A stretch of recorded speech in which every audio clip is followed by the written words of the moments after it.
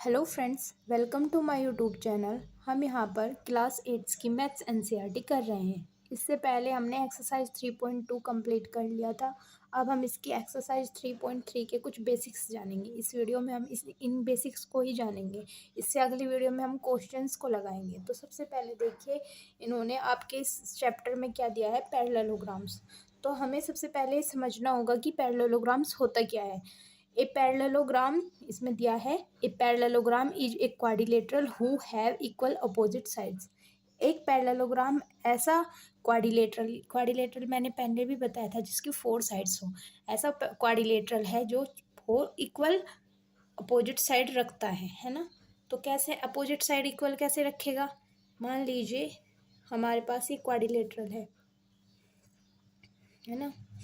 तो हम ये देख पा रहे हैं कि इसकी ये वाली साइड तो इस वाली साइड यानी इस वाली साइड के इक्वल है। ये इसकी अपोजिट साइड है, जो इसके सामने वाली साइड होगी उसकी अपोजिट साइड होगी। और ये वाली साइड किसके साइड इक्वल है? इस वाली साइड के। तो ये हमारा क्या कहलाएगा? पैरेललोग्राम कहलाएगा। यानी हमारी ये प्रॉपर्टी सेटिस्फाई हो गई कि हैव इक्वल अपोजिट साइड्स। ऐसा नहीं होगा कि अगर मान लीजिए हमारे पास कोई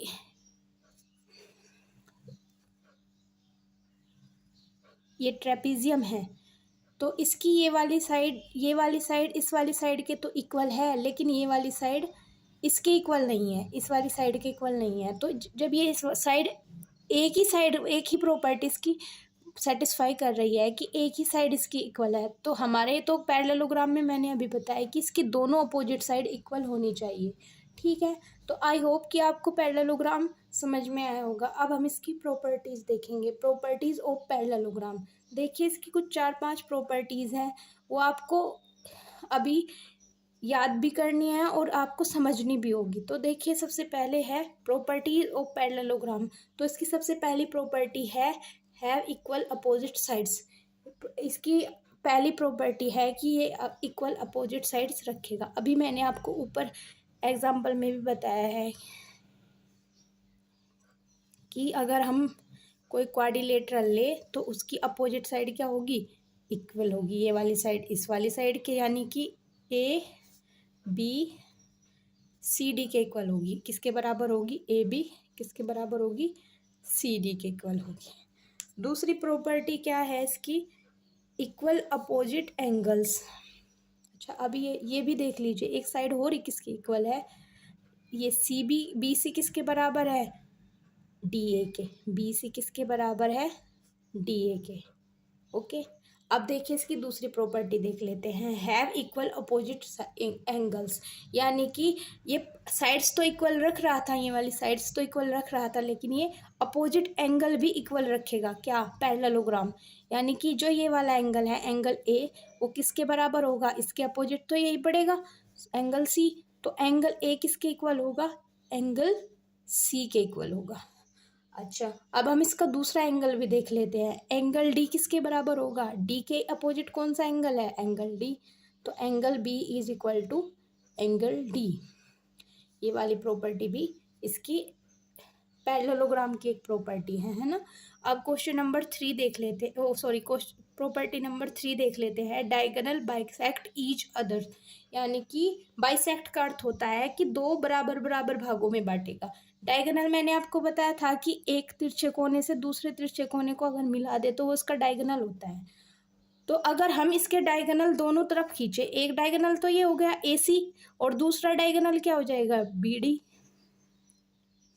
तो ये बी डी जो एंगल अगर हमने इन दोनों को काटा तो ये एक दूसरे को बाइसेक्ट यानी कि बराबर बराबर भागों में काटेगा। यानी कि अगर हम ओ सी से मान ले तो ये ओ सी किसके बराबर होगा? ओ ए के। ओ सी किसके बराबर होगा? ओ ए के। और एक और इसका डायगोनल बराबर होगा, कौन सा वाला डायगोनल बराबर होगा? ओ डी किसके बराबर होगा? ओ बी के। ओ डी यानी कि यहाँ से यहाँ तक ये किसके बराबर होगा? ओ बी के। तो डायगोनल वाली प्रॉपर्टी भी हमने देख ली। अब इसकी फोर्थ प्रॉपर्टी है sum of all angles is 360 degree. यानी कि अगर हम इसके सारे एंगल्स का सम देखें वो कितने डिग्री होगा? 360 डिग्री के।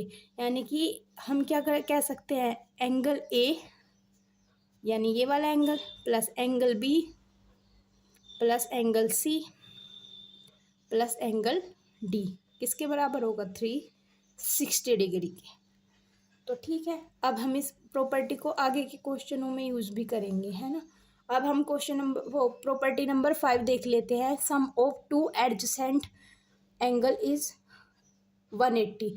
यदि हम इसके दो एडजेसेंट एंगल कैसे होते हैं, मतलब ये हम सी तो क्या था इसका अपोजिट एंगल, लेकिन अगर हम सी को ना लेकर हम इसके जो जुड़ा हुआ एंगल ही है बी उसे ले ले तो हम इसे क्या कहेंगे, एडजेसेंट एंगल। हिंदी में इसको बोलते हैं संगत कोण, लेकिन हम इसे इंग्लिश में याद रखेंगे एडजेसेंट एंगल। एडजेसेंट एंगल आपको पता चला क्या होता है एडजेसेंट एंगल। एडजेसेंट एंगल ऐसे एंगल्स होते हैं जो एक उसी पॉइंट को दूसरे सिरे पर हम देख पाते हैं एंगल के रूप में। तो ठीक है, तो एडजेसेंट एंगल इज़ 180 डिग्री, यानी कि अगर हम ए को और बी को जोड़े, angle A plus angle B को जोड़े, वो कितने के बराबर आएगा, 180 के। तो ये भी हमारी एक प्रॉपर्टी है। आई होप कि आप सबको यहाँ तक समझ में आया होगा। इससे अगली वीडियो में हम इसके बाकी के क्वेश्चन करेंगे एक्सरसाइज 3.3 के। तो थैंक यू फ्रेंड्स, अगर आपको वीडियो पसंद आई हो तो वीडियो को लाइक करें और चैनल को सब्सक्राइब करें। Thank you so much.